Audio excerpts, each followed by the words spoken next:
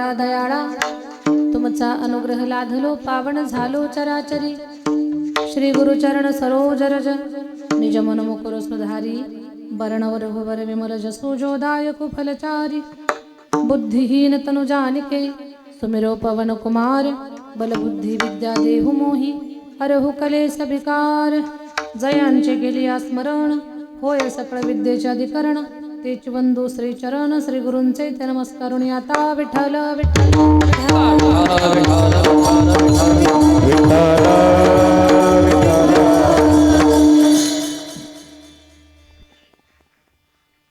देवा माझे मन लागो तुझे चरणी संसार व्यसने पडोने दी नामस्मरण घडो संत समागम वाऊगाची भ्रम नको देवा. याचा इको कमी करा, याला गेन आणि ट्रबल द्या, बाकी तुम्ही काही वाढवलं असेल ते कमी करा. प्रस्तुत कीर्तन रूपी सेवेसाठी निवडलेला अभंग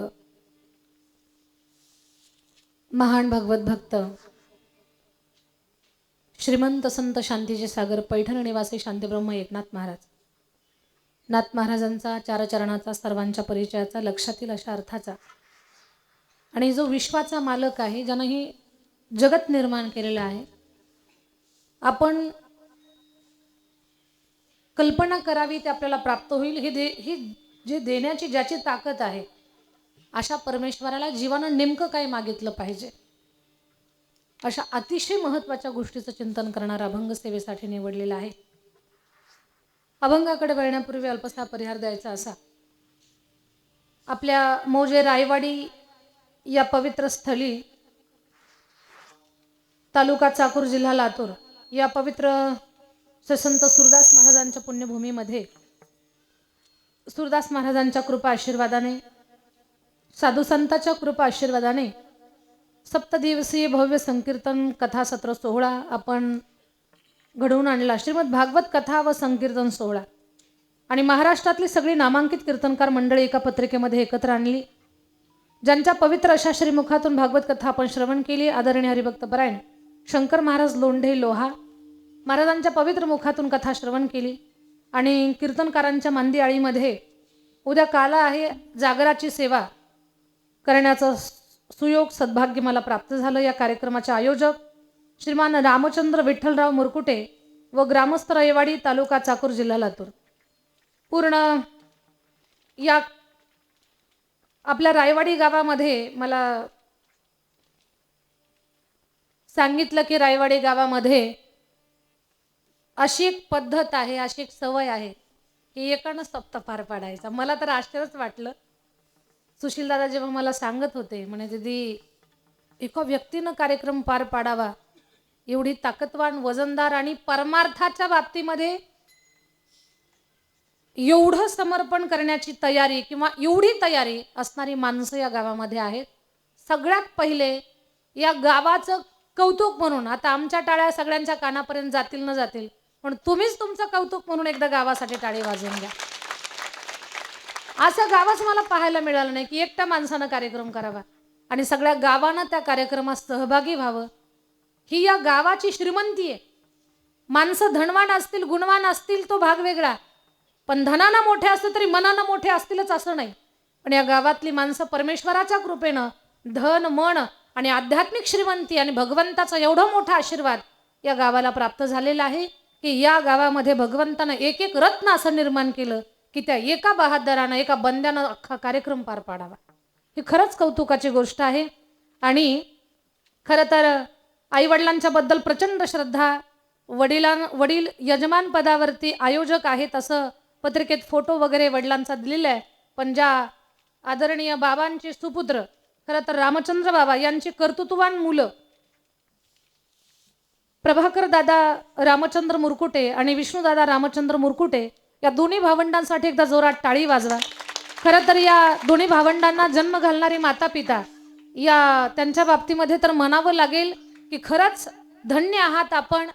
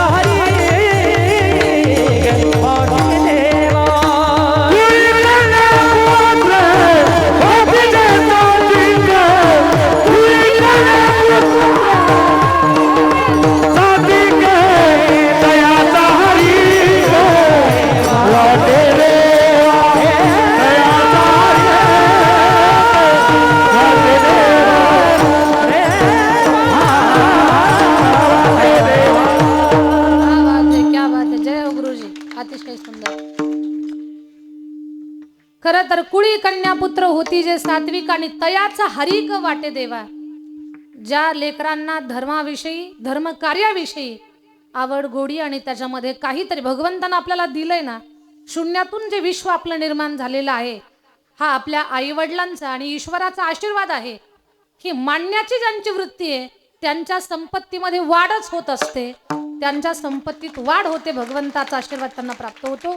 म्हणून या दोन्ही भावंडांचं कौतुक करावं तेवढं कमी आहे. खरं तर शास्त्र सांगतं, जे काही आपल्याला समाजामध्ये एखादा कर्तृत्ववान मुलगा जर पाहायला मिळाला तर तिथे 4 प्रकारचं पुण्य एकत्र आलं असा त्याचा अर्थ असतो. सुशीलो मातृपुण्येन, पितृपुण्येन चतुरता, उदारो वंश पुण्येन आणि आत्मपुण्येन सभाग्यता. लक्ष्मी आपल्याकडे टिकावी आणि आपल्या धनाच्या माध्यमातून धर्माचं काम व्हावं याच्यासाठी खूप काही लागतं. जगामध्ये धनवानांची कमी नाही मामा, खूप धनवान लोक आहेत जगात, पण प्रत्येक धनवानाचं धन धर्माच्या मार्गात खर्च होईल ही शाश्वती नाही. ते या मार्गात लागण्यासाठी सुद्धा पुण्य लागतं, काहीतरी शिल्लक असावं लागतं. ज्यांचं इकडं शिल्लक नाही त्यांचं कचेरीत, कोर्टात, दवाखान्यात जातं. दाता तोची एक जाना नारायणा स्मरणे, नारायणा स्मरणे, नारायणा स्मरणे.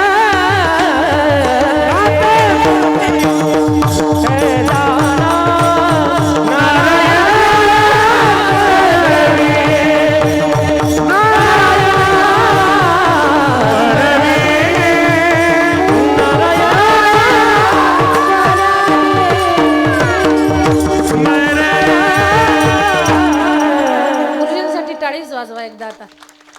गुरुजी आडनाव एक असल्यामुळे प्रमाण झाले की काय? ऊर्जा आली, ऊर्जा. असं फार सुंदर.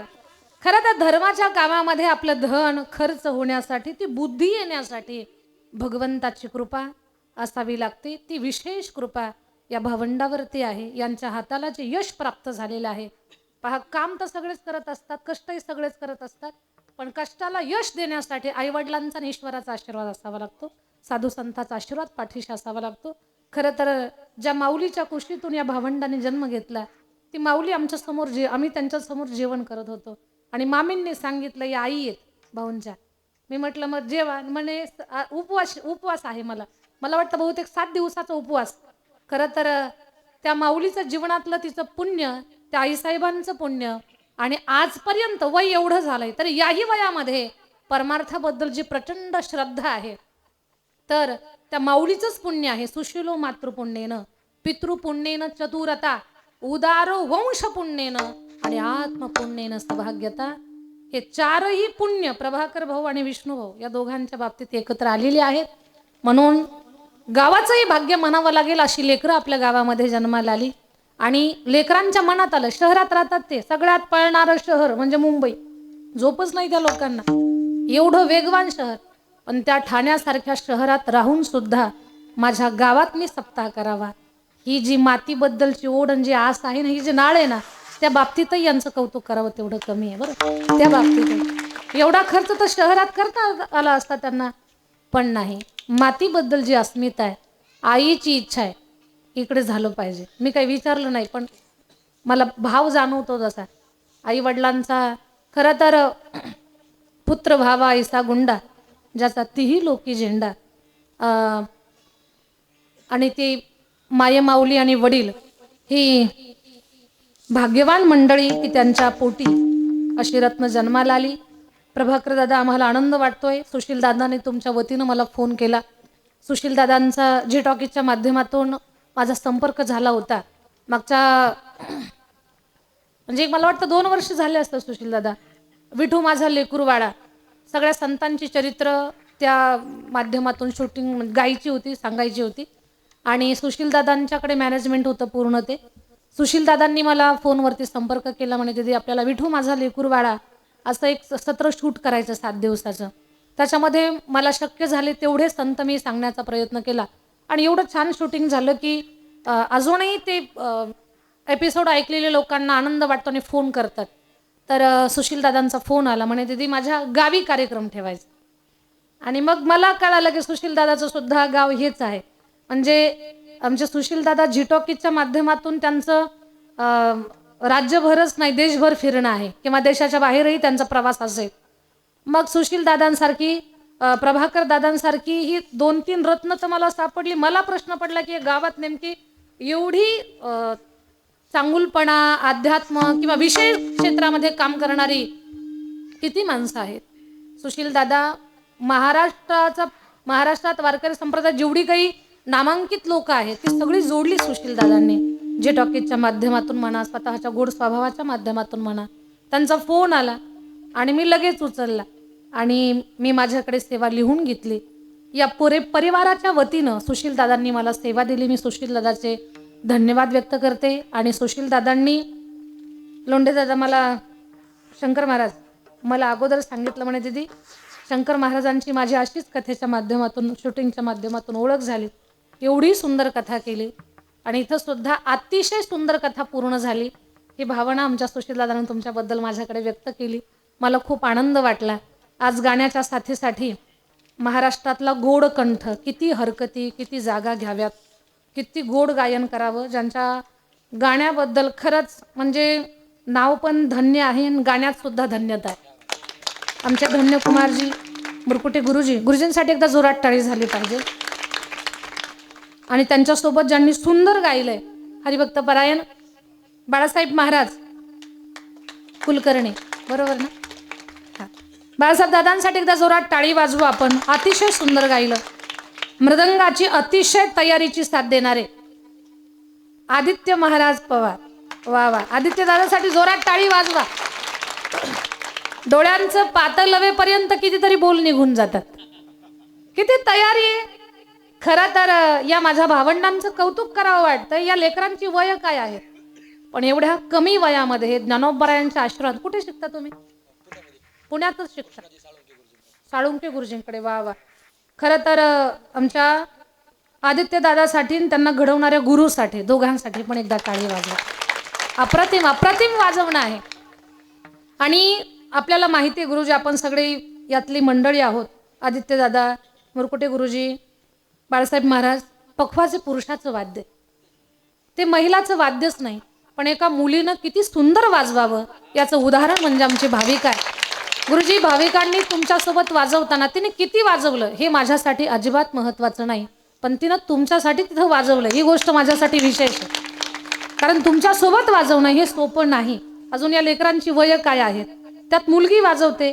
खरं तर तिच्या फक्त मृदंगाच्या 3 परीक्षा झाल्या, 3च परीक्षा झाल्या. अजून तिचा अभ्यास चालू आहे. ते वाजवायला खूप ताकद लागते. कीर्तन झालं ना, मृदंगाचार्य म्हणतात पाकिट नंतर द्या, पण अगोदर जेवण. कारण तेवढा घाम जातो, एनर्जी खूप लागते त्याला वाजवायला. पण आमच्या भाविकाचं कौतुक आहे. आणि भाविका ठाण्याची आहे, ठाण्याच्या भागातली आहे ती. कसारा तिचं गाव आहे. एवढ्या दूरवरून आपल्याकडे ती अभ्यास करते. आणि गुरुजी तिचं कौतुक वाटतं मला. ती तबला पण वाजवते, ढोलक पण वाजवते, ॲक्टोपॅड पण वाजवते. म्हणजे वाद्यातली बऱ्यापैकी वाद्य तिला वाजवता येतात. आणि तिचा अभ्यास चालू आहे. भले कमी जास्त असेल, पण ती प्रोसेसमध्ये आहे, थांबत नाही, प्रयत्न करत राहते. म्हणून भाविकाचं देखील कौतुक आहे. हार्मोनियमची सुंदर अशी साथ देणारे हरिभक्त परायण अभिमन्यू दादा आहेत. ही छोटे छोटे बाळगोपाळ आहेत या लेकरांसाठी आणि त्यांना घडवणाऱ्या गुरुसाठी. माऊली कृपा नाही ना, कोणती आहे आपली संस्था, कोणती? मुकुंदराज का? मुकुंदराज स्वामी वारकरी शिक्षण संस्था गोविंद महाराज यांची. हा, तर या लेकरांसाठी त्यांना घडवणाऱ्या गुरुसाठी एकदा टाळी वाजवा जोरात. कारण लेकरं घडवायची सोपी नाही. 17 वर्षाचा अनुभव आहे मला. हे घडवायची सोपी नाही. गोविंद दादा, आपण ही सेवा घेतली, माऊलींनी आपल्याला हे काम लावून दिलेलं आहे, ते सेवा आपण करत राहायची. तुम्हाला सत्य सांगते रायवाडीकर, आमच्या झोळीमध्ये कुणीही मिरिटचा माल टाकत नाही. ज्याला गाव वैतागलंय, घर वैतागलंय, म्हातारा म्हातारीला परेशान करतोय, आईच्या खोड्या करतो, बापाला त्रास देतो, गल्लीत ज्याचा बोभाट आहे, असे सगळे आमच्याकडे असतात. कुणीही आम्हाला मेरिटचा माल देत नाही. आमच्या झोळीमध्ये खडेच टाकतात. ऐका ना पुढचं पुढचं ऐका. पण तुम्ही आमच्या झोळीमध्ये खडे टाका, त्याचे हिरे बनवण्याची ताकद आमच्या झोळीची ताकद आहे. लेकरं सांगू, त्यांना घरी जायचं असलं ना पोटातच दुखायला लागतं. काही नाही आवडलं की पोटात दुखतं, अभ्यास करायचा असला की पोटात दुखतं, घरी जायचं असलं की काहीतरी दुखतं. मग घरी जायचं असल्यावर जिथं प्रॉपर राहतात का तिथल्या डॉक्टरचा गुण सुद्धा येत नाही त्यांना. म्हणजे सगळ्या गावातले 2000 लोक तिथं नीट होतील त्या डॉक्टरकडं, पण यांना गुण येत नाही. नेमकं कोणत्या स्पेशल MD कडे त्यांना घेऊन जावं तेच कळत नाही. हा सगळा अनुभव आहे मला. तर ही लेकरं घडवायची सोपी नाही. भगवान परमात्मा आमच्यासारख्या पामराकडनं हे सेवा कार्य करून घेतो. खरं तर ही त्यांच्या म्हणजे प्रारब्धानं पुढे चालत असतात, पण भगवान परमात्मा त्यात आमचा मोठेपणा वाढवतो. ही भगवंताची कृपा आहे आमच्यावरती सुद्धा. माझी विद्यार्थिनी ईश्वरी आहे, छोटी याच भागातली. सृष्टी यनगे आहे, इथे जवळ आहे. चाकूरच्या पुढे आजनेवाडी नावाचं गाव आहे, त्या गावातल्या 1-2 मुली आहेत. तेलगावच्या काही मुली आपल्याकडे अभ्यासासाठी आहेत. उदगीरच्या भागातला हा आमचा महेश सुरनर खूप छान पखवाज वाजवतो गुरुजी. तो आपण त्याला थोड्या वेळानं संधी देऊ. खूप सुंदर मृदंग वाजवतो. त्याच्या बाबा आहेत, सृष्टी असेल, सायली जाधव, बरेच पालक आज कीर्तनासाठी आलेले आहेत. या भागातल्या बऱ्याच मुली माझ्याकडे अभ्यासासाठी आहेत. सर्व वारकरी मंडळी, गावातलं भजनी मंडळ मस्त कहे पायावरी या वारकरी संतांच्या विनेकरी दादा आहेत. आणि कार्यक्रमाचं शूटिंग चॅनल कुठलं आहे भाऊ? बाप माणूस कीर्तन. बर, बाप माणूस कीर्तन या चॅनलवर तुम्ही गेले का तुम्हाला हा कार्यक्रम किंवा हा सप्ताह पुन्हा पुन्हा पाहायला मिळेल. आणि या चॅनलला सबस्क्राईब करा. पुन्हा ते काय म्हणतात त्याला, हां ते पण दाबा. आमच्या महिला मंडळी, पुरुष मंडळी, आबालवृद्ध मंडळी, 1 नंबर साऊंड सिस्टम आहे. साऊंडवाले दादा थोडी आमच्या सगळ्यांचीच काळजी घ्या. खूप छान सिस्टम आहे आपला, पण अजूनही गुरुजींची जास्त काळजी घ्या, माझ्या 2 भावांची. असो, फार गोड नियोजन आहे. सुशील दादा, मला वाटतं आता माझ्याकडनं कोणाचं नाव राहिलेलं नाही आहे. सगळी मंडळी, परिचित अपरिचित मंडळी आणि मुरकुटे दादांचे सगळे नातेवाईक आलेले आहेत. मामा भेटले, मामी भेटल्या, बरेच नातेवाईकही मला आल्यानंतर भेटले, ओळख झाली बऱ्यापैकी लोकांची. तर सगळे ग्रामस्थ, परमार्थप्रेमी मंडळी, या सगळ्यांच्या मध्ये आपण ईश्वराचं चिंतन पाहू. एकतर कीर्तनाला उशीर झालेला आहे, जेवढा उशीर झाला ना तेवढाच वेळ आपण पुढे घेऊन जाणार आहोत. विठ्ठल विठ्ठल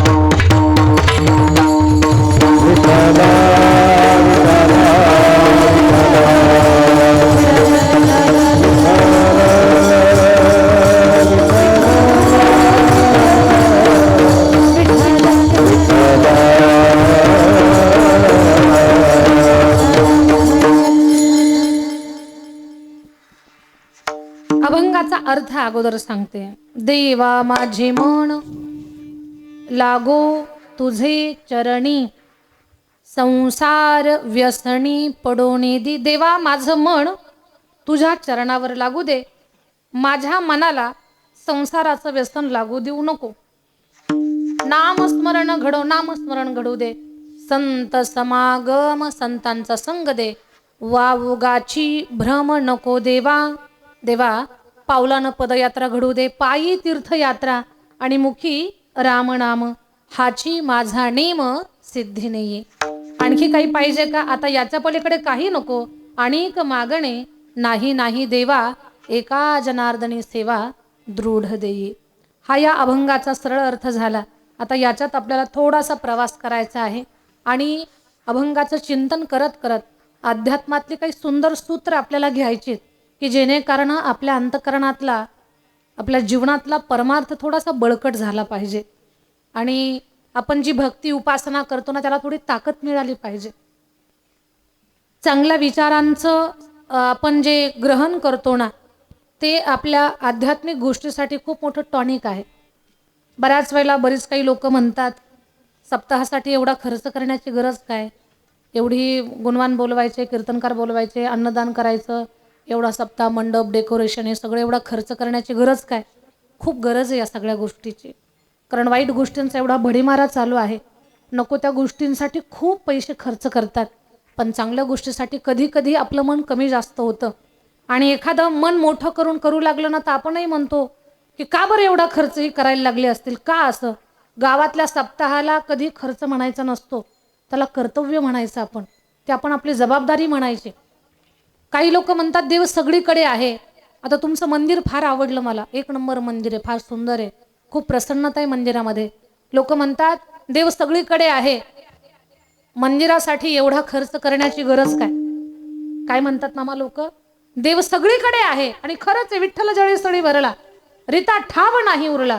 भगवान सगळीकडे आहे तरी मंदिराची गरज काय, या सप्ताहात एवढा खर्च करण्याची गरज काय. पुन्हा पुन्हा ऐका, भगवान सगळीकडे आहे तरी मंदिराची गरज काय. माझा प्रश्न आहे तुम्हाला, हवा सगळीकडे आहे पण जेव्हा गाडीचं टायर पंक्चर होतं त्यावेळेला पंक्चरच्या दुकानाची गरज काय. धरा अशी हवान भरा, जमल काय. रायवाडी झोपले का काय, जमल का. हवा सगळीकडे पण टायर पंक्चर झाल्यानंतर पंक्चरच्या दुकानाची गरज काय. जसं टायर पंक्चर झाल्यानंतर अशी हवा अशी धरून भरता येत नाही, तेव्हा आपल्याला पंक्चरच्या दुकानावरच जावं लागतं. तसं जीवन जगत असताना आत्मविश्वास रूपी ऊर्जा कमी झाली ना तेव्हा मंदिरातच जावं लागतं. हे सप्ताह घडून आणावे लागत असतात, दुसरा पर्याय नाही त्याच्यासाठी. खचलेल्या माणसाला उभं करणारं कोण आहे, ही आध्यात्मिक ताकद आहे. आणि ज्याला ज्याच्या जीवनात यश प्राप्त झालंय त्याला शाबासकीची थाप मारणारं कोण आहे त्याच्या पाठीवरती, हेच आध्यात्मिक व्यासपीठ आहे. इथूनच ऊर्जा मिळणार आहे आपल्याला. आज या लेवलला आहात, याच्याही पेक्षा उंच जा, भगवंताचा आशीर्वाद तुमच्या सोबत आहे, हे सांगण्यासाठी हे व्यासपीठ आहे. कोणी खचलंय घाबरू नको, साऱ्या जगाला तुझी साथ सोडू दे, जगाचा बाप तुझ्या सोबत आहे, हे सांगण्यासाठी हे व्यासपीठ आहे.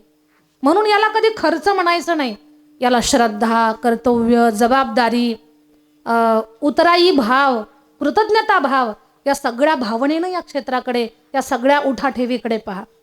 रायवाडीचं त्या बाबतीमध्ये कौतुक करावं तेवढं कमी आहे. एक एक बंदा असा आहे की त्यानं एकट्यानं सप्ताह पूर्ण करावा. आणि मे महिन्यातला सप्ताह तर सगळ्या गावांना एकत्र येऊन करावा आणि 2047 पर्यंत बुकिंग व्हावं. बरोबर का. खूप पुढचे बुकिंग आहेत तुमचे. महाराष्ट्रात असं गाव नसेल, पहिल्यांदाच पाहते मी. आणि नसल दुसरं कोणी असेल तर ते माझं अज्ञान असेल की मला माहिती नसेल, पण माझ्या पाहण्यातलं हे पहिलंच गाव आहे. असो, अभंगाचा सरळ भाव तुमच्या समोर मांडलाय. अभंगात प्रवेश करायचा आहे. अभंग आहे शांतीब्रह्म एकनाथ महाराजांचा. नाथषष्ठीचा पर्व काळ अजून पूर्ण होतोच न होतो, तर नाथांचा हा अभंग. नाथ महाराज असे संत आहेत रायवाडी, नाथबाबा श्रीमंत, शांत आणि संत. हा त्रिवेणी संगम नाथांच्या चरित्रामध्ये पाहायला मिळतो. नाथांच्या भक्तीचं महिमान एवढं मोठं. लक्ष देऊन ऐका, आपल्या अंबाजोगाईला दासोपंत स्वामी नावाचे मोठे महात्मे होऊन गेले, खूप मोठे सत्पुरुष. त्यांची महती एवढी मोठी होती की भगवान अवधूत दत्तात्रय त्यांच्यासोबत सोंगट्या खेळायचे. आणि नाथांचा जो षष्टीचा सोहळा आजही एवढ्या भव्य दिव्य चालतो ना, हा षष्टीचा सोहळा नाथांच्या घराण्यामध्ये पूर्वीपासून आलेला होता. मग प्रत्येक षष्टीला साधू संतांना बोलवावं, चांगले कार्यक्रम घडून आणावेत, भजन संकीर्तन करावं. म्हणून नाथ महाराज आता या षष्टीच्या सोहळ्याला कुणाला बरं निमंत्रण द्यायचं म्हणून अंबाजोगाईला आले दासोपंत स्वामींच्याकडे. म्हणे खूप मोठे सत्पुरुष आहेत, साक्षात दत्त भगवान त्यांच्यासोबत सोंगट्या खेळतात, एवढा त्यांचा अधिकार आहे. नाथ महाराज आले अंबाजोगाईला. आणि आल्यानंतर नाथ महाराज आले ही बातमी कळाली, तेव्हा दासोपंत स्वामींचं आणि दत्त महाराजांचं सोंगट्या खेळण्याचं काम चालू होतं. नाथ बाबा दारात आले आणि सेवकांनी सांगितलं, थांबा मी तुमचा निरोप देतो आतमध्ये जाऊन, असं सरळ जाता येणार नाही. सेवक आले. सेवकांनी सांगितलं स्वामीजींना, स्वामीजी पैठण क्षेत्रावरनं एकनाथ महाराज नावाचे सत्पुरुष आलेले आहेत. एकनाथ महाराज आले, जा पटकन घेऊन या त्यांना. कारण नाथांचं सुद्धा महात्म्य दासोपंत स्वामींना त्यांच्या परंपरेचं षष्टीच्या सोहळ्याचं माहिती होतं. मग नाथ महाराज आले, त्यांना घेऊन या. दम निघेना स्वामीजी स्वतः निघाले, नाथ बाबांना आदरपूर्वक घेऊन आले. आणि स्वामीजींच्या मनात एक घाई अशी होती की दत्तप्रभू आहेत अनायासे, तर नाथांची आणि दत्त महाराजांची भेट होईल, नाथांना दत्तांचं दर्शन होईल. पण नाथ महाराज आत येईपर्यंत भगवान दत्तात्रय अदृश्य झाले. घाईघाईनं आलेले दासोपंत स्वामी पाहतात तर दत्त भगवान नाही. दासोपंत स्वामींना वाटलं की अजून नाथांच्या प्रारब्धात नशिबात दत्त महाराजांचं दर्शन नाहीये. मग निमंत्रण स्वीकारलं, येतो षष्टीच्या सोहळ्याला, बोलणं वगैरे झालं. नाथ महाराज गेले, वाट पाहत होते. षष्टीचा दिवस आला, त्या दिवशी खूप सारे साधू संत येतील, खूप आनंद आहे, गडबड आहे. दासोपंत स्वामींची वाट पाहत होते. दासोपंत स्वामी पैठण क्षेत्राला आले, स्वतःच्या त्या रथामध्ये बसून म्हणा किंवा बग्गीमध्ये बसून म्हणा किंवा काय असेल गाडीचं सजावट केलेली अशी ती व्यवस्था. आले पैठण क्षेत्राला. नाथांचा वाडा कुठे विचारत विचारत विचारत गोदावरीच्या तटापासून थोडेसे चढावर गेले आणि नाथांचं जुना वाडा, जे पैठणला जाऊन नाथांचा वाडा पाहतात ना, जिथे भगवान परमात्मा आजही आपली स्वतःची कावड षष्टीच्या दिवशी त्या रांजणामध्ये टाकतात, थोडासा चढाला नाथबाबांचा वाडा आहे. मग त्या वाड्याला दारात आले आणि आल्यानंतर तिथे दासोपंत स्वामींनी जे पाहिलं ते पाहून त्यांना आश्चर्य झालं. हातात भाला, पुढे उभा काठीकर पुढे उभा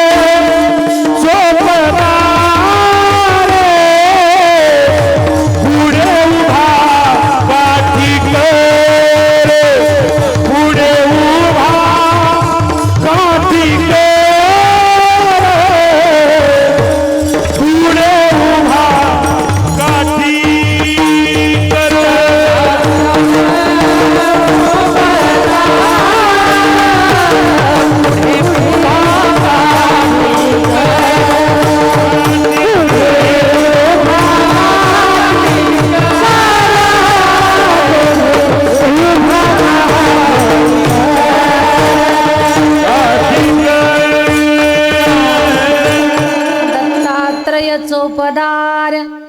पाहिलं त्यांनी, साक्षात भगवान परमात्मा तिथे द्वारात आहेत. दासोपंत स्वामी बोलले, भगवान माझ्यासोबत सोंगटी खेळताना नाथ महाराज आले तेव्हा तुम्ही अदृश्य झाले आणि आता इथे द्वारात भाला घेऊन उभे आहात. नेमकं मला हे गणित सुटना. नाथ तिथे आले तेव्हा तुम्ही अदृश्य झाले, मला वाटलं नाथांच्या नशिबात नाही अजून तुमचं दर्शन, आणि इथं येऊन पाहतो तर त्यांच्या दारात चोपदारकी करता दत्त चोपदारी करीत असे, इथे द्वारात उभे आहात, नेमकं काय? स्वतः दत्त प्रभूंनी सांगितलं. तिथे अदृश्य झालो तेही खरंय आणि इथं द्वारात भाला घेऊन उभा आहे तेही खरंय. म्हणजे असंच की तिथे मी नाथ महाराज आल्यावर अदृश्य झालो, त्याचं एकच कारण आहे, मालका समोर सेवकानं कधी सोंगट्या खेळायच्या नसतात. पण आता काळ बदललाय. आता मालकासमोर काय, मालकासोबत सोंगट्या खेळतात. काळ कठीण झाले. पूर्वी परिस्थिती अशी होती, मजूर मालकाच्या दारात, मालक हाताला काम द्या, पोटाला अन्न मिळेल. काळ बदलला आता मजूर मालकाच्या दारात नाही, मालकच मजुराच्या दारात. किती वाजता? पहाटे 4ला. काय? काकडा ओढा पांडुरंगा प्रभात समयो पातला. तरी हा मजूर उठत नाही. हा काकडा करता करता वाकडा होतो आणि मग तो जांभळ्या देत 9-10 वाजता उठतो. बोला मालक. आम्ही कसले मालक? तुम्हीच आमचे मालक, चला कामाला. हे का बोलते मी तुम्हाला? काळ बदलला.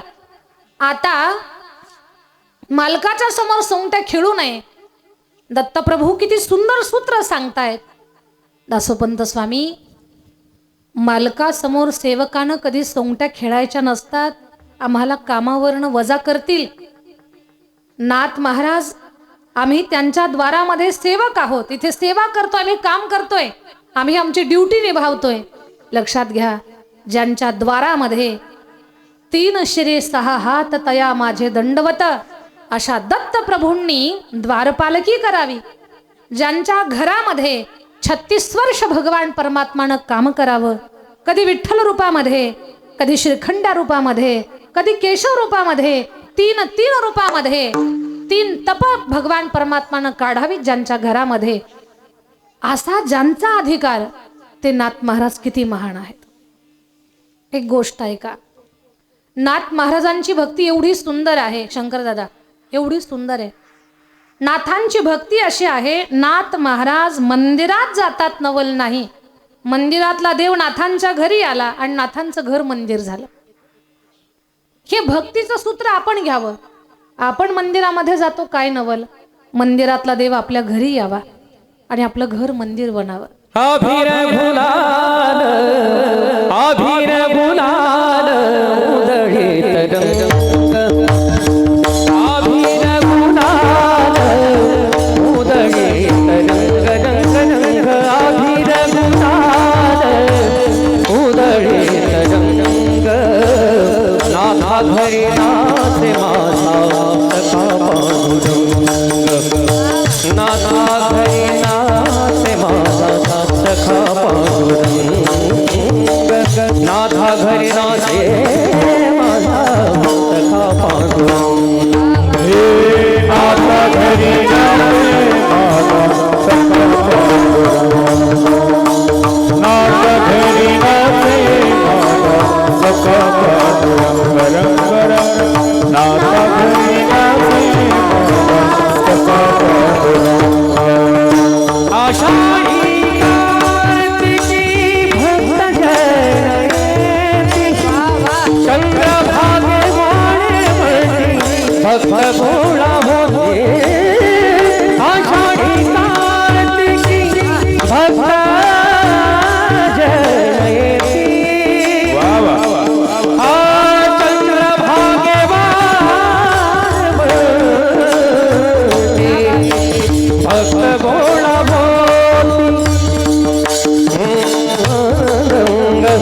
बाहुनी अभंग, नाथा घरी नाचे माझा सखा पांडुरंग, नाथा घरी नाचे माझा सखा पांडुरंग रंग रंग, नाथा घरी नाचे माझा सखा पांडुरंग.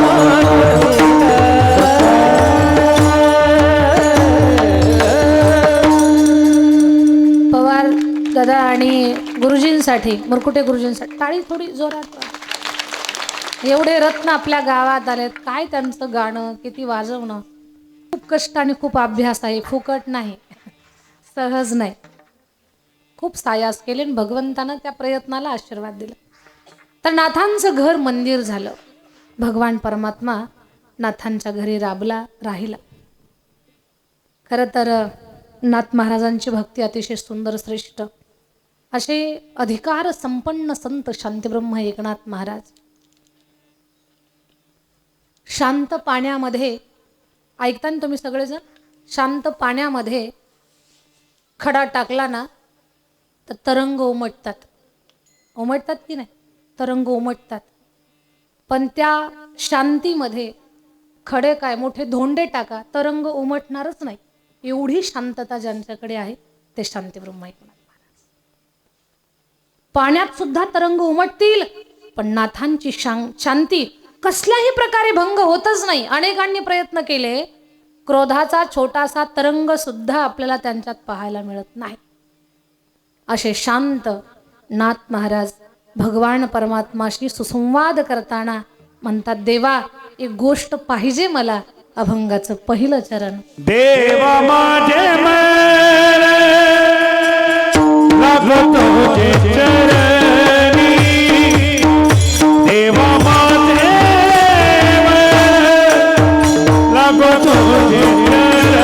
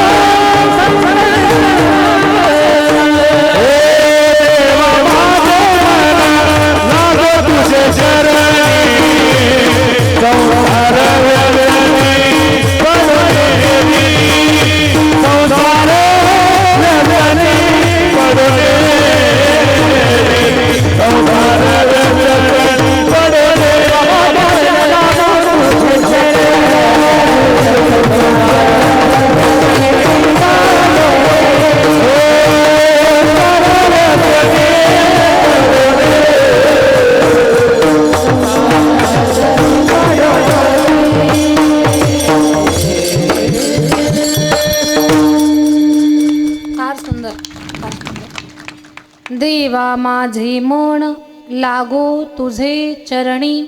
नाथ महाराज म्हणतात, देवा माझं मन तुझ्या चरणावरती लागू दे, हे मला हवंय.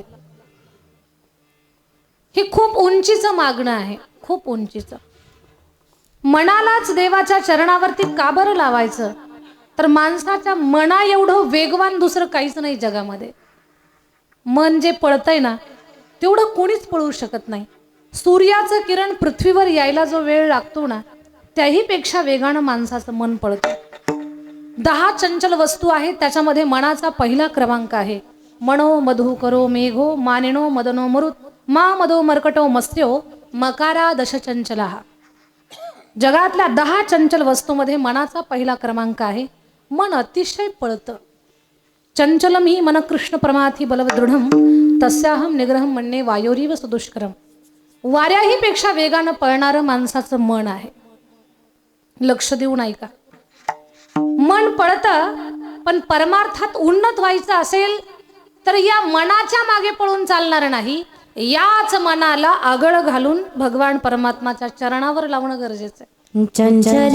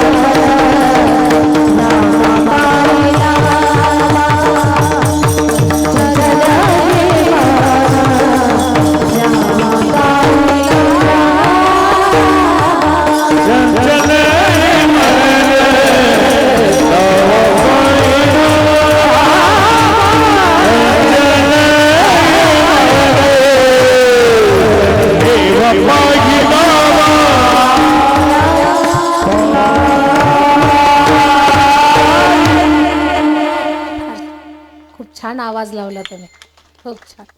चंचल हे मन रामा पायी लावा. आपलं मन भगवान परमात्माच्या चरणावर लावलं तरच परमार्थात आपल्याला यश प्राप्त होईल. नाहीतर बराच वेळेला भजन इकडे चालू असतं, मन कुठेतरी भटकत असतं. मने नाही भाव आणि देवा मला पाव. देव काय बाजारचा भाजीपाला आहे? अजिबात नाही. बोलण्याकडे लक्ष द्या माझ्या ताई दादांनो. मन भगवान परमात्माच्या चरणावर लावायचंय. आता इथे एक सुंदर शिकण्यासारखी गोष्ट आहे. मनाला देवाच्या चरणावरती लावा. चरणावरच का लावायचं? त्याच्यासाठी चरणाचा अभ्यास करू. भगवंताच्या चरणावर मन लावायचं, पण चरण देवाचे आहेत कसे? पांडुरंग परमात्माचे समचरण. विटेवरी ज्याची पाऊले समान. ऐकताय तुम्ही? लक्ष द्या. देवाची पाऊलं कशी आहेत? समान. समचरण दृष्टी. हे समपाय करतले समपाय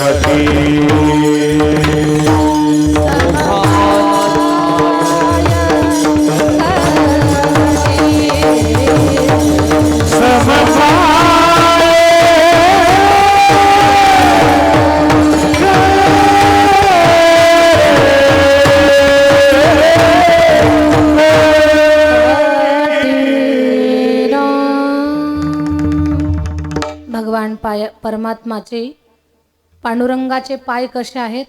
समान आहेत. देवाचे पाय समान आहेत. नजर सरळ आहे. पुन्हा एकदा ऐका, पायावरतीच मन का लावायचं? तर देवाचे पाय समान आहेत, नजर सरळ आहे. ज्याचे पाय समान आहेत, नजर सरळ आहे, तो देव आहे. कळतंय ना? ज्याची पाऊलं समान आहेत, ज्याची नजर सरळ आहे, तो देव आहे. ज्याचा पाय वाकडा नाही, ज्याची नजर वाकडी नाही, तो देव आहे. माणसातला देव जागा व्हावा याच्यासाठी पाय वाकडा पडू नये, नजर वाकडी पडू नये, म्हणून ज्याचे पाय आणि नजर सरळ आहे तिथे मन लावा. म्हणून देवा माझे मन लागो तुझे चरणी. नाथ महाराज पांडुरंगाबद्दल बोलतायत की तिथे आमचं मन लागलं पाहिजे. संसार व्यसनी पडोने दे. आणि एक गोष्ट आहे का, जेव्हा मन भगवत भक्तीमध्ये लागतं ना, तेव्हा अध्यात्मातली एक उंच अवस्था माणसाला प्राप्त होते. खूप उंचीची स्थिती प्राप्त होते. एक उंच अवस्थेला प्राप्त होण्यासाठी फक्त मन द्या, बाकी तुम्ही काही नाही दिलं तरी चालेल. देवाला 11 नारळ सुद्धा फोडायची गरज नाही. फक्त 11व्या क्रमांकाचं इंद्रिय मन त्याला द्या, तुमचं काम होऊन जाईल. फार उंचीवर जाल अध्यात्मात. उदाहरण सांगते तुम्हाला. काशीमध्ये एक संत आहेत, स्वतःचं काम करतायत. त्यांची ख्याती खूप मोठी आहे. मेवाड प्रांतातल्या एका महिला संताला जेव्हा त्यांचा अनुग्रह प्राप्त झाला, कृष्ण भक्ती करणाऱ्या त्या मायमाऊलीनं, त्या महिला भक्तानं रामनामाचं गुणगान चालू केलं. वस्तु अमोलिक दी मेरे सतगुरु, वस्तु अमोलिक दी मेरे सतगुरु, कृपा कर अपनायो पायो जी में, राम रतन धन पायो पायो जी मैंने, राम रतन धन पायो. कृष्ण भजन करणाऱ्या त्या संत मीराबाई राम रतन धन पायो म्हणतात. असा सद्गुरु कृपेचा प्रभाव ज्यांच्यावरती झाला, त्यांचे गुरु काशीमध्ये राहतात. आणि त्या गुरुचं काम काय? चर्म रंगू लागे रोहिदासा संगे, कबीराचे मागे शेरेवी. चामड्याची चप्पल बनवण्याचं काम करतात. चामड्याची चप्पल बनवतात. चप्पल बनवता बनवता रामाचं गुणगान गातात, भजन गातात. एवढं त्यांचं नाव लौकिक वाढला, एवढा लौकिक वाढला, वाऱ्या हाती माप चाले सज्जनाचे. आणि लोक अशी अशी त्यांच्या दर्शनाला भेटीला लोकांची गर्दी. पण त्या काशीच्या राजा, त्याच्या पदरी एक पंडितजी पूजा करण्यासाठी आहेत. पंडितजी रोज जातात, लोकांची गर्दी पाहतात. एक दिवस पंडितजी संत रोहिदासजींना म्हणतात, अहो तुमची ख्याती मोठी, लोकांची गर्दी मोठी, पण या बिचाऱ्या लोकांना माहिती नाही की तुम्ही साधक गंगेच्या स्नानाला सुद्धा जात नाही आणि विश्वनाथाचं दर्शन तर घेतच नाही. हे या लोकांना माहितीच नाही. आज खूप मोठा पर्वकाळ आहे, आजच्या दिवशी तरी गंगा स्नानाला चला. रोहिदासजी म्हटले, पंडितजी तुमच्या भावनेची मी कदर करतो, पण खरं सांगू, आज तर मला गंगा स्नानाला यायला अजिबात वेळ नाही. तुम्हीच एक काम करा, ही 2 फुलं घ्या आणि माझ्या वतीनं मा गंगेला द्या. पंडितजी म्हटले, काही हरकत नाही, एवढा उपकार मी तुमच्यावरती करतो. पंडितजीनं 2 फुलं घेतली आणि गंगेजवळ आले. गंगेची पूजा केली. हर हर गंगे ओ गंगे, हर हर गंगे ओ गंगा मैया, हर हर गंगे, हर हर गंगे, हर हर गंगे. गंगेची पूजा केली. रायवाडी पंडितजी गंगेतून बाहेर आले, पण लक्षात आलं रोहिदासजीची 2 फुलं द्यायची म्हणून. बाहेर येऊन खिशात हात घातला आणि 2 फुलं गंगेत फेकली. हे गंगामाई, तुझ्या लाडक्या रोहिदासानं तुला 2 फुलं दिली. असं बोलून फक्त फुलं काय फेकली, गंगेतून आवाज आला, पंडितजी, रोहिदासजीनं मला 2 फुलं दिली, मला रोहिदासाला सोन्याचं कडं द्यायचंय. पंडितजीला पाण्यात घाम फुटला. पंडितजी म्हटले, बाप रे, 7 पिढ्या गेल्या माझ्या पूजा करता करता, गंगा बोलली नाही, काहीच नाही. आज रोहिदासानं 2 फुलं काय दिली, गंगा सोन्याचं कडं देऊ लागली. खरंच की खोटं म्हणून वळून पाहिलं पाठीमागे. खरंच रत्न जडित सुवर्ण जडित असे हात गंगेतून बाहेर आले आणि त्याच्यात चमचमणारं सुंदर दिव्य अद्भुत तेजस्वी कडं त्या हातात होतं. त्या कड्याची चमक काही न्यारी होती. पंडितजीनं कडं घेतलं. माझ्या रोहिदासाला हे कडं द्या पंडितजी. ठीक आहे मा गंगा, देतो मी. पंडितजीनं कडं घेतलं आणि पाण्याच्या बाहेर घाटावर उभे राहिले. उभं राहिल्यानंतर पंडितजीच्या मनात आलं, कडं रोहिदासजींना दिलंय हे फक्त मलाच माहिती, हे दुसऱ्या कोणालाही माहिती नाही. मग पंडितजी म्हटले, हे कडं घेऊन दुसऱ्या घाटावरून घरी जाऊ. रोहिदासजीला काय माहिती त्यांना काय दिलं का नाही म्हणून.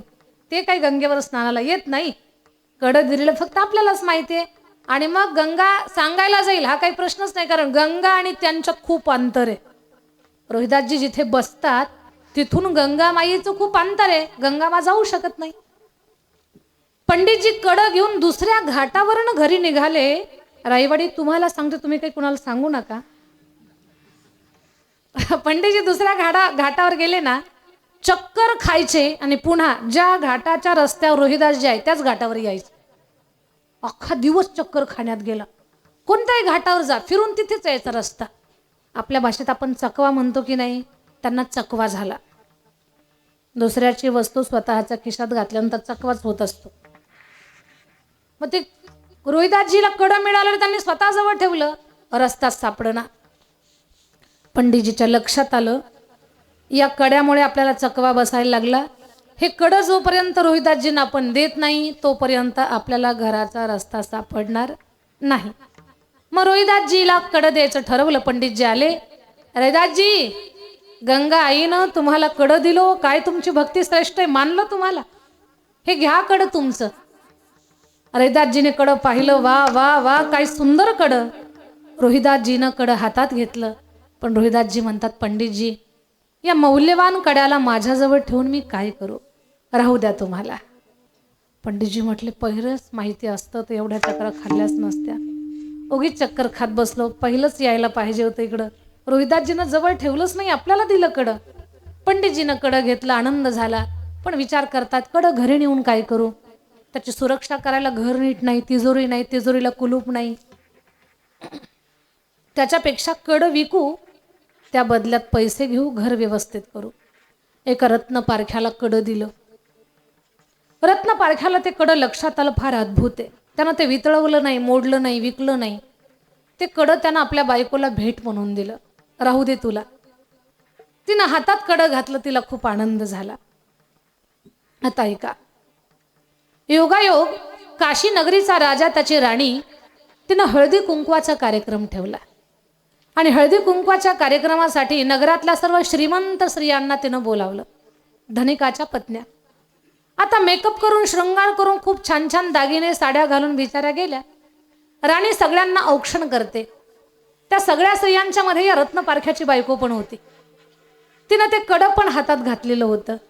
राजाची राणी हळदी कुंकू तर लावते, पण तिचं सगळं लक्ष या रत्न पारख्याच्या बायकोच्या हातातल्या कड्यावरच. त्या रत्न पारख्याच्या बायकोनं ओळखलं की राणीला हे कडं आवडलंय, पण मागता येईना. का बरं? राजयाची कांता काय भीक मागे, राजयाची कांता काय भीक मागे, मनाची मनाची जोगे सिद्धी पावे, श्री गुरु सारेखा हसता पाठी राखा. राजयाची कांता काय भीक मागे, राजाची राणी मागू शकत नाही. पण रत्न पारख्याच्या बायकोनं ओळखलं हे कड राणीला आवडलंय. तिनं हातातलं काढलं आणि सांगितलं, राणी साहेब आमच्या गरीबाकडनं एवढी भेट तुम्हाला राहू द्या आमची आठवण म्हणून. राणीला एवढा आनंद झाला. राणी म्हणते, बाई तुम्ही कसं ओळखलं ते कड मला आवडलं होतं. म्हणे राहू द्या माझ्याकडनं ही भेट, फक्त तुमचा आशीर्वाद आमच्यावरती राहू द्या. ठीक आहे. सगळ्या स्त्रिया गेल्या. राणीनं कडं हातात घातलं. पण स्त्रीचा स्वभाव आहे एका हातात कडं दुसऱ्या हातात नाही. म्हणून राणी जेवणच करना. राजाने विचारलं, झालं काय तुला? हळदी कुंकवाचा कार्यक्रम केल्यापासनं जरा तुझा मूडच ऑफ झाला, नेमकं झालं काय तुला? ती म्हटली, काही नाही राजेसाहेब, पहा नाही कडं किती सुंदर आहे. म्हणे हो ग किती सुंदर आहे, पण महाराज अशाच्या असं मला दुसरं कडं पाहिजे. राजा म्हटला, तिथं काय एवढं कठीण आहे? तू मागावण मी तुला द्यावं, सांग हे कुठून आणलं? म्हणे रत्न पारख्याच्या बायकोनं दिलं. रत्न पारख्याच्या बायकोला विचारलं, बाई हे कडं तुम्ही कुठून आणलं? म्हणे माझ्या मालकानं दिलं. रत्न पारख्याला विचारलं, तुम्ही कुठून आणलं? म्हणे तुमच्या घरी पूजा करणाऱ्या पंडितजीनं दिलं. पंडितजीला बोलावलं, पंडितजी हे कडं कुठून आणलं? महाराज मला गंगा मातेनं प्रसन्न होऊन मला दिलं. इथं पण खोटं बोलले. राजा बोलला, वा वा वा पंडितजी, गंगा आईनं तुम्हाला कडं दिलं, मी तुम्हाला अर्ध राज्य देतो. पण आशाच्या असं दुसरं कडं घेऊन या. आणलं तर अर्ध राज्य, नाही आणलं तर पुढची लगेच. पंडितजीला हसता येईना, रडता पण येईना, परेशान झाले. ठीक आहे महाराज देतो आणून. 8 दिवस गंगेच्या घाटावर हर हर गंगे हर हर गंगे. बुड्या काय घेता, पाणी काय डोक्यावर घेता, सूर्याला काय पाणी देतात. आई पटकन प्रसन्न हो, ते मागच्या वेळेला दिलेलं कडं पटकन दे, तसलंच कडं दे. पण गंगाई कशी देईल? पंडितजीला फास दिसायला लागला. शेवटचा प्रयत्न म्हणून रोहिदासजीकडे आले. रोहिदासजी जय हो, जय हो रोहिदासजी, जय हो आपकी. या पंडितजी या. पंडितजी 8 दिवसापूर्वी तुमचे गाल टोमॅटो सारखे चमकत होते, आता तुमचा चेहरा सुकलेला सूर्यफुलासारखा झाला. अहो झालं काय तुम्हाला? चेहरा काळवंडला तुमचा, काही टेन्शन? म्हणे हो ते कडं घेतल्यापासून टेन्शनच आलं. म्हणे काय झालं नेमकं? म्हणे ते कडं गेलं राजाच्या राणीपर्यंत. राणी म्हणते असं दुसरं कडं पाहिजे. राजा म्हटला दुसरं कडं दिलं तर बरं, नाही तर फासावर जावं लागेल. मला फास दिसतोय पंडितजी, फास दिसत असल्यामुळे अन्न गोड लागना. एवढी माझी छोटी छोटी लेकरं आहेत, माझी भोळी बाबडी बायको आहे, माझा सुखी संसार, पण हा सगळा संसार सोडून मला फासावर जावं लागेल. मी फार तणावात आहे. पंडितजी मी काही तुम्हाला मदत करू का? हो म्हणे एकच मदत करा, त्या दिवशी दिलेली ती 2 फुलं मला द्या. कशाला? म्हणे ती फुलं गंगेला देतो म्हणजे गंगा कडं देईल. अरे रे रे पंडितजी, कड्यासाठी गंगेच्या घाटावर जायची गरज नाही आणि त्या 2 फुलांची सुद्धा गरज नाही. म्हणे कसं काय? म्हणे या माझ्या चामडाच्या कुंडातूनच मी तुम्हाला ते कडं देतो. अहो म्हणे कडं गंगेनं दिलं, चामडातलं पाणी कसं देईल? पंडितजी विश्वनाथाच्या चरणाची सेवा करणारी, शंकराच्या जटेतून वाहणारी ती गंगा, अनेकांना पवित्र आणि धन्य करणारी, पापमुक्त करणारी ती गंगाबाई माझ्या चामडाच्या कुंडात वास्तव्य करते. म्हणे कसं काय? म्हणे पहा, ती गंगा माझ्या या कुंडात असेल तर इथूनच ती कडं दे. गंगाईची प्रार्थना केली, हे गंगा मैया, विश्वनाथाची सेवा करणारी तू, पाप्यांना पापमुक्त करणारी तू माझ्या कुंडात वास्तव्य करत असशील तर याच चामडाच्या कुंडातून मा ते सोन्याचं कडं दे. आवाज दिला तर गंगेनं कुंडातून आवाज केला, रोहिदासजी असं एक काय, हजारो कडे मागा, मी द्यायला तयार आहे. आई एकच कडं दे. पाहता पाहता कुंडातून हात वर आले आणि तशाच्या तसं चमचमणारं कडं रोहिदासजीच्या हाती दिलं. पंडितजी गोंधळले, गडबडले, सुचना त्यांना. पंडितजी म्हणतात, रोहिदासजी या चामडाच्या कुंडामध्ये गंगा कशी?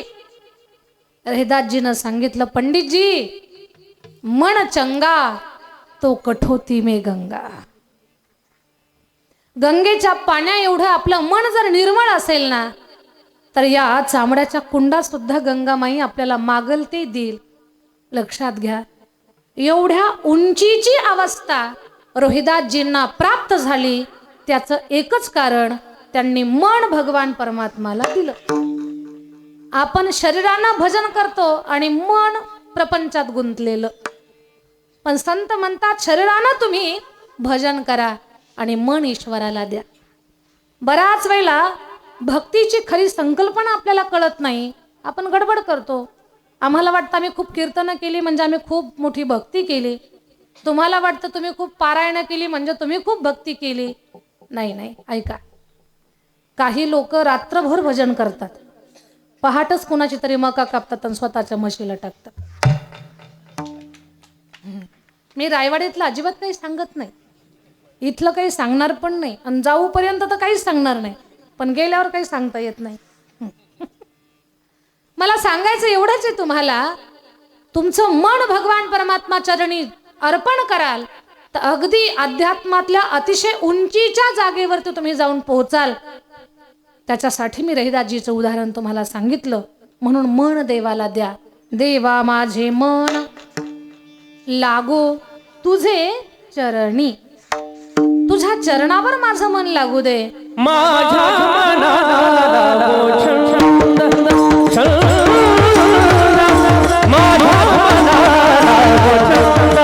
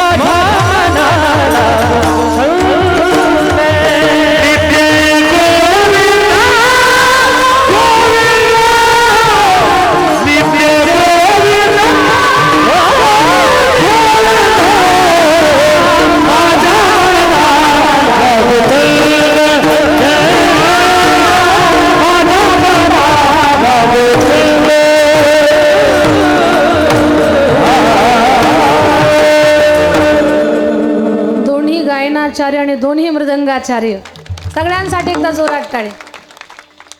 नित्य गोविंद गोविंद माझ्या मनाला गो छंद, माझ्या मनाला गो छंद. मन भगवान परमात्माच्या चरणी अर्पण होऊ दे देवा, तुझ्या चरणावरती लागू दे. माझ्या मनाला संसाराचं व्यसन लागू देऊ नको. का बरं? हा संसार अतिशय कठीण आहे. संसार दुःख मूळ, चहूकडे इंगळ, विश्रांती नाही कोठे, समाधीतून बाहेर या. रात्रंदिवस तळमळ. संसार कठीण आहे.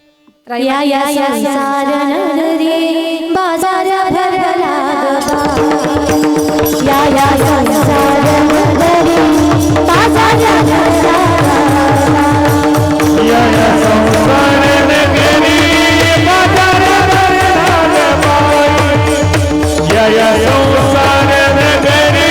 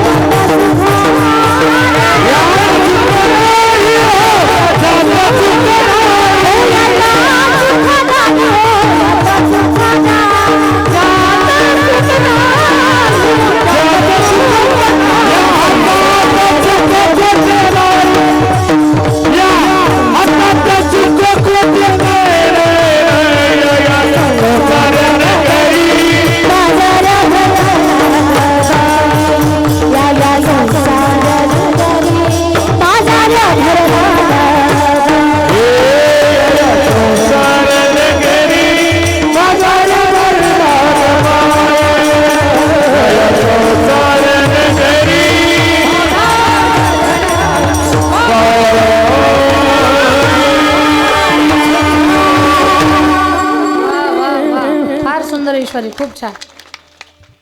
संसारामध्ये सुख नाही आणि दुःखे सांगो मी किती, सगळं संसाराची स्थिती नसा हे पाषाण फुटती, भयकाप चित्ती भरला असे.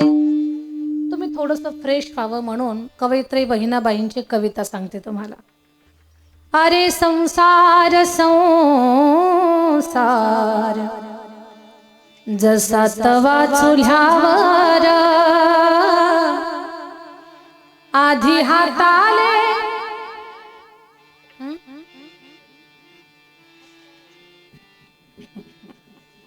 आधी हाताले चटके मग मिळते भाकर.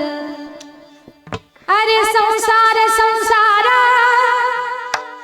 जस कप बशीचं घर, बशी बसे जागेवर कप हिंडे दारोदार. बशी निवांत आहे बाबा, पण कपाची फार फजिती. कान तुटला तरी सुट्टी नाही मामा कपाला. कपाचा अवघड आहे. कधी कधी खूप दया येते कपाळची, कारण साखर संपली ना बशी पळवतेच. कुणाला? कपाला. पळा आणा, साखर संपली आणा. कोण पळतं? दुकानात कपच पळतो. तेल संपलं आणा, साखर संपली आणा, साबणं आणा, सोडा आणा, निरमा आणा, काय काय आणा, हे आणा, ते आणा, ते आणा, ते आणा. कप कधी काना झाला कपाच कळत नाही. एवढे हाल कपाचे. सोपं सांगते तुम्हाला. सोयाबीनचं बियाणं आणायला बशी जाते का कप जातो? कपच जातो. शेतात सोयाबीन पेरायचं काम कप करतो का बशी करते? कपच करतो. फवारणी कपच. आता ते ठिबकद्वारे हे आलंय पहा, खत द्यायचं, त्याचं काम कोण करतं? कपच करतो. 500 पोते सोयाबीन झालो. पाठीवर पोते कोणी उचलले? टेम्पोत कोणी भरले? कपानच भरले. आता लोड झाला, पॅक झाला तो आयशर टेम्पो. त्या टपावर कोण बसला? कपच बसला ना. आणि 2 दिवस लागला तिथं मार्केटला. कप त्याच्यावर बसून गेला. कपाला नाही चहा, नाही पाणी, ना जेवण. तसाच बिना आंघोळीचा कप टपावर बसून तसाच 2 दिवस मार्केटला. आता नंबर येईल, मग नंबर येईल. बिना अन्ना पाण्याचा कप तिथंच. हा. आणि मग घातलं बरं ते सोयाबीन घातलं. 500 पोते घातले. 5 लाखाचा सोयाबीन झाला. पैसे कपाच्या हातात. एवढा खुश झाला कप, एवढा खुश झाला. कपाच्या हातात पैसे. पण कपानं पहिला फोन कुणाला केला? काय प्रामाणिक कप आहे तो रायवाडीची. अगदी बरोबर सांगतात. पहिला फोन कुणाला केला? बशीलाच केला. याचंच नाव संसार आहे. अरे संसार संसार जसं कप बशीचं घर, बशी बसे जागेवर कप हिंडे दारोदार. अरे संसार संसार जसा तवा चुल्ह्यावर आधी हाताले चटके मग मिळते भाकर. हा संसार.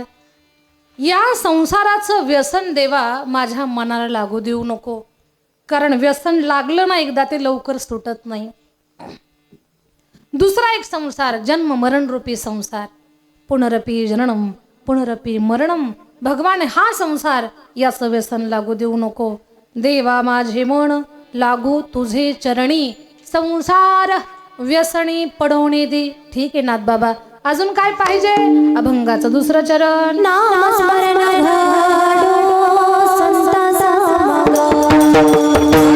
नामस्मरण घडो संताचा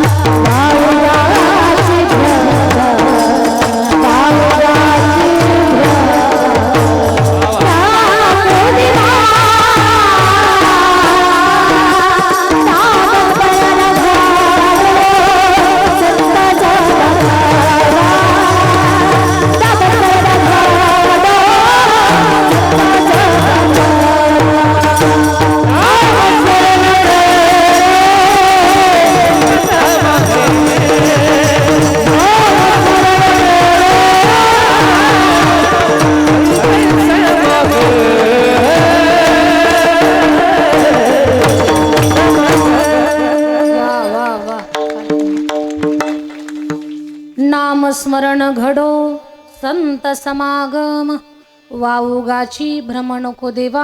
नाथ महाराज म्हणतात, देवा माझ्याकडनं नामस्मरण घडू दे आणि मला संतांची संगती दे. कान देऊन ऐका रायवाडी. भगवंताच्या नामाचा महिमा अगाध आहे. नामाशिवाय आणि सत्संगाशिवाय आपलं कल्याण आणि आपलं उत्थान करणारं कोणीच नाहीये. नामस्मरण आपल्याकडनं घडावं. नाथ महाराजांचा पूर्ण हरिपाठ नामावरतीच आहे की तुम्ही भगवंताचं नाम घ्या. हरिमुखी गाता हरपली चिंता. आणि पुढचं फार सुंदर आहे, त्या नाही मागुता जन्म घेणे. म्हणून तुम्ही भगवंताचं नामस्मरण करा. नामे तरला नाही कोण, आई साध्यावा निवडून. काही लोक म्हणतात, शंकरदादा आम्हाला नामस्मरण करायला वेळच नाही. काही लोक काय म्हणतात, देवाचं नाव घ्यायला वेळ नाही. कोण म्हटलं तुम्हाला वेळ काढून भजन करा? तुम्हाला कोणीच म्हटलं नाही की तुम्ही वेळ काढून भजन करा. सगळ्यांचं एकच सांगणं आहे, कामामध्ये काम, काही म्हणा राम राम. तुम्ही तुमचं काम करता करता भगवंताचं भजन करा. असल ते करा जे ते असल ते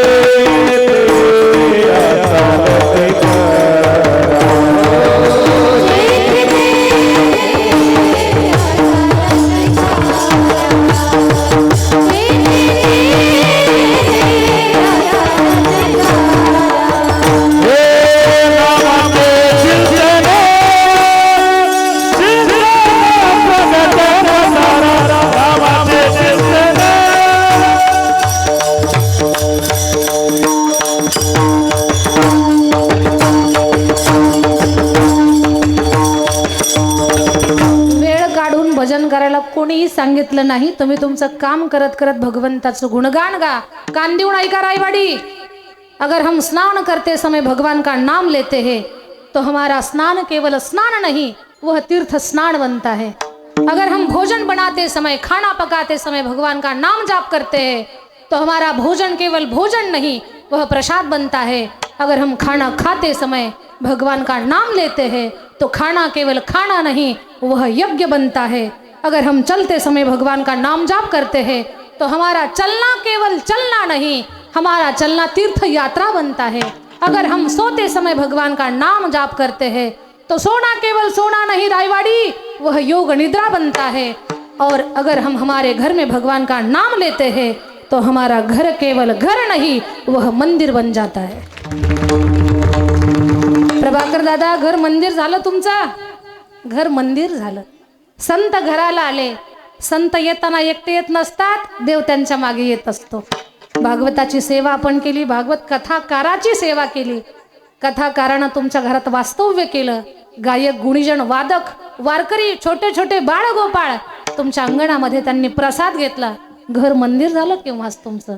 धन्य झाली ती भूमी. लक्षात घ्या, देवाचं भजन करायला वेगळा वेळ काढण्याची गरज नाही. आणि तुम्ही हे अट्टहासाना करा. तुमचं नामस्मरण तुम्ही सगळ्यात पहिली गोष्ट समजून घ्या. या दुसऱ्या चरणामध्ये एवढी मोलाची गोष्ट नाथांनी सांगितली, नामस्मरण आणि सत्संग. आता लोक डायरेक्ट देवाची गाठ घ्यायला जातात.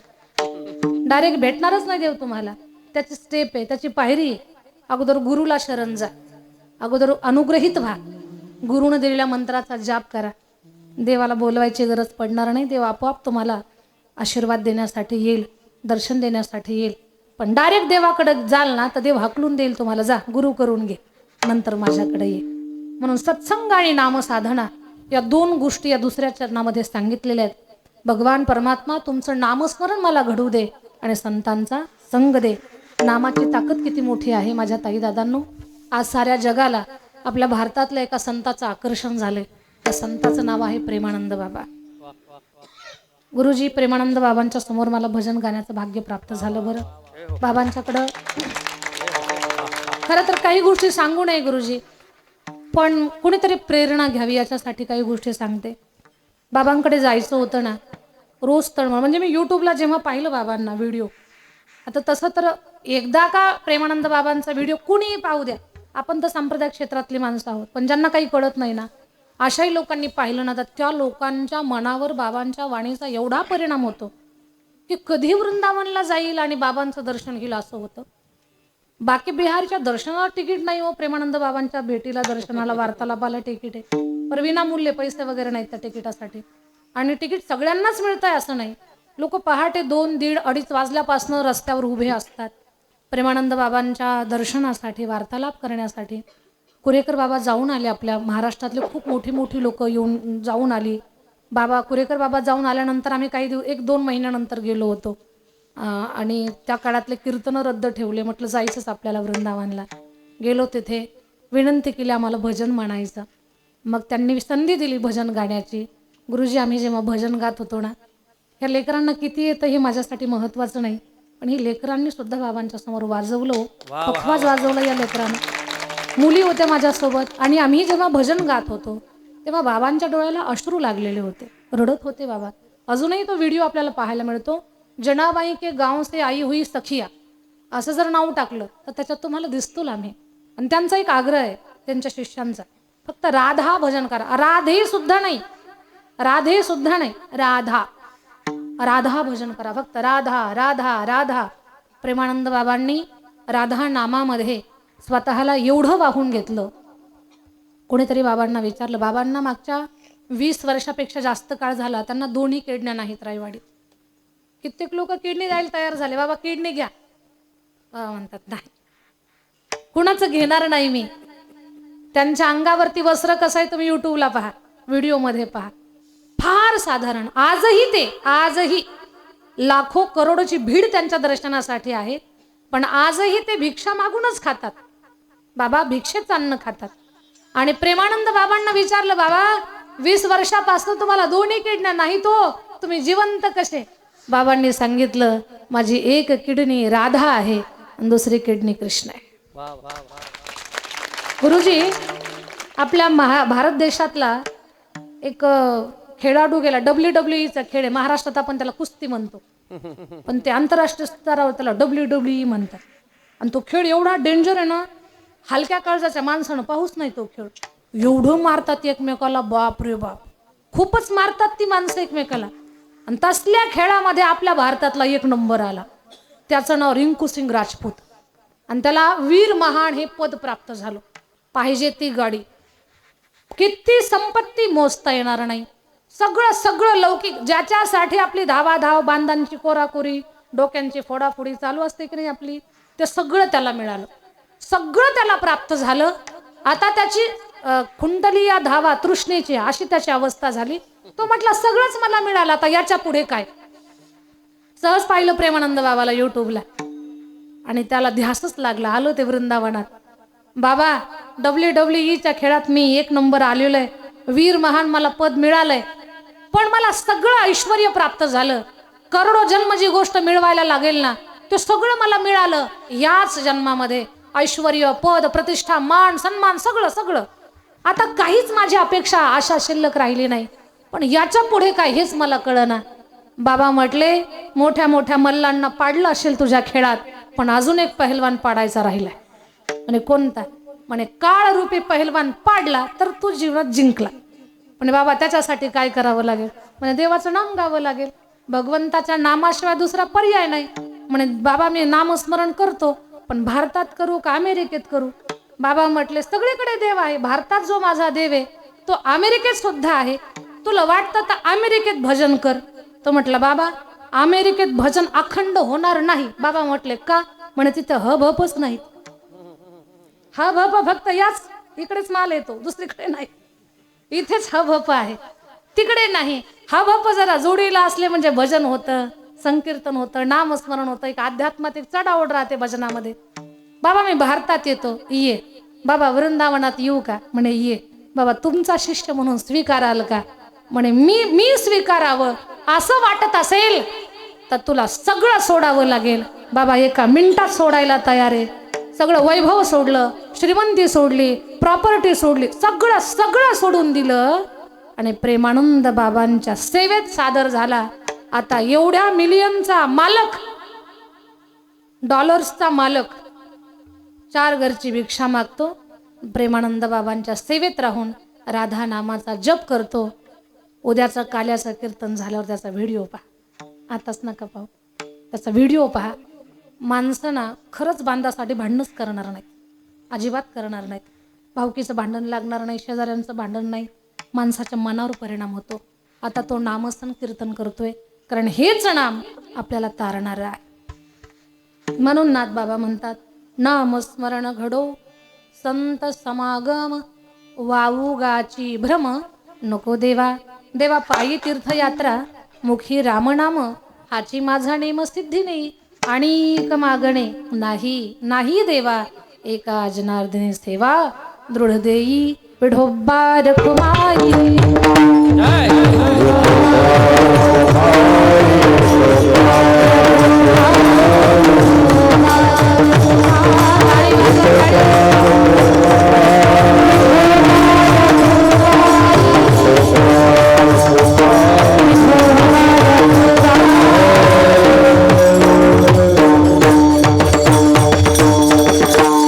माझ्या अल्पमतेने अभंगात प्रवास केला.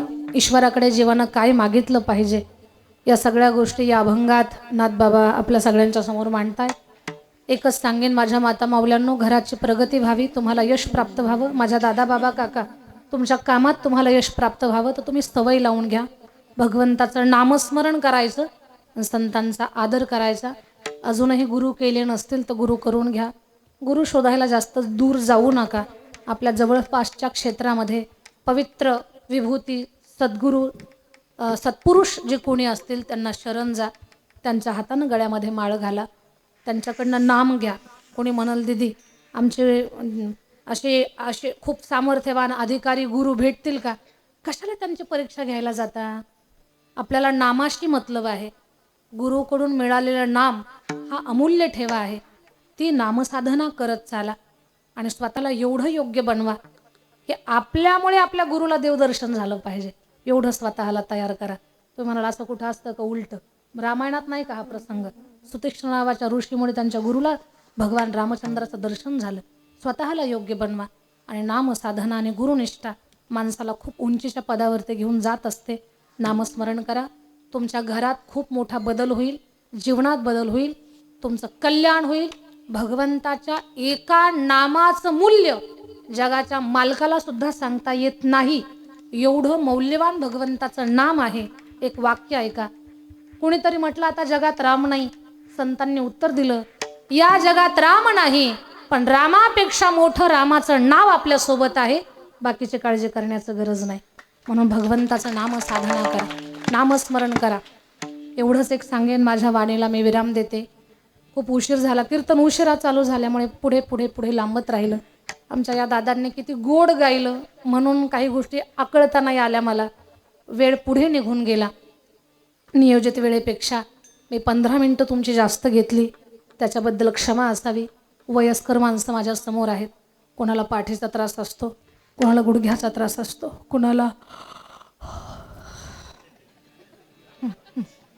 झोपेचाही त्रास असतो. माझ्यामुळे त्रास झाला असेल, क्षमा असावी. आमच्या सुशील दादांना माहिती आहे, आमच्या मुरकुटे गुरुजींनाही माहिती आहे की बीड जिल्ह्यामध्ये गेवराई तालुक्यात चकलंबा माझं गाव आहे. त्या गावी म्हणजे अगदी भगवानगडाच्या पूर्व दिशेला 15 किलोमीटरवरती चकलंबा गाव आहे. त्या गावामध्ये सद्गुरू कल्याण स्वामी महाराजांचं संजीवनी समाधी स्थान आहे. बाबा खूप मोठे सत्पुरुष होऊन गेले. बाबांची ज्ञानोबरायांसारखी संजीवनी समाधी, माऊलीसारखी संजीवनी समाधी आहे.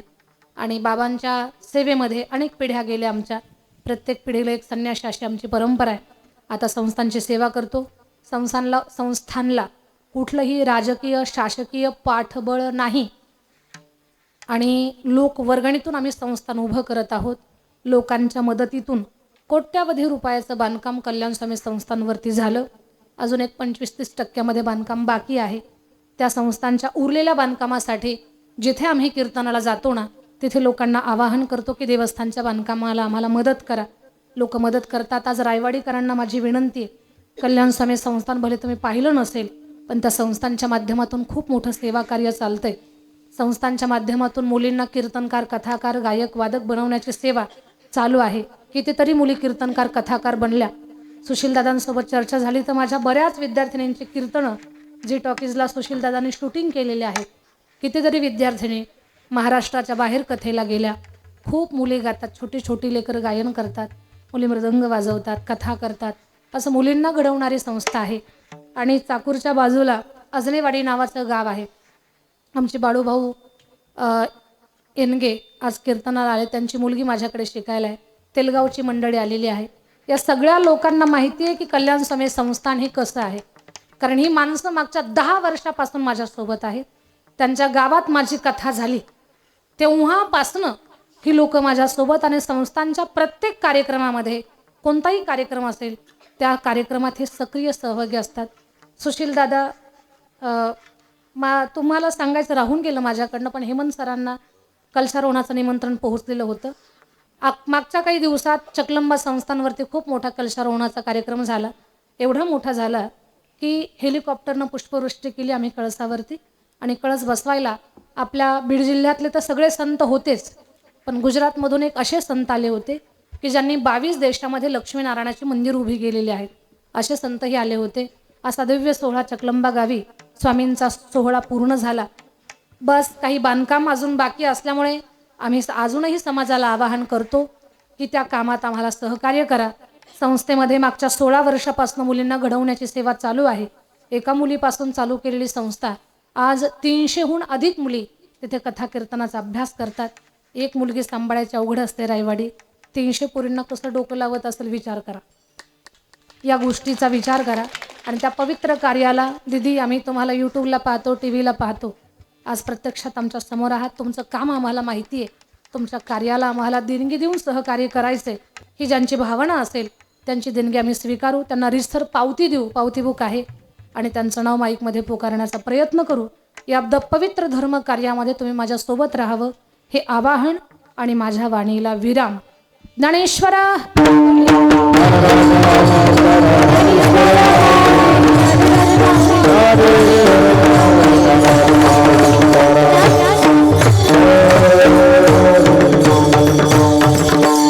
भगवान संत सूरदास महाराजांच्या आणि पांडुरंग परमात्माचे मुरकुटे दादांना आशीर्वाद, याच्यासाठी एकदा त्यांच्याकरता टाळी वाजवू. आणि सुशील दादासाठी एकदा जोरात टाळी वाजवा. सुशील दादांच्यामुळे मला तुमच्या गावात येण्याचा योग तर आला, पण सुशील दादांनी माझ्या कितीतरी विद्यार्थिनींना टी व्हीवरती घेऊन जाण्याचं काम केलं, म्हणून माझ्या या सुशील दादाचे देखील मी मनापासून धन्यवाद व्यक्त करते. विठ्ठल जय जय.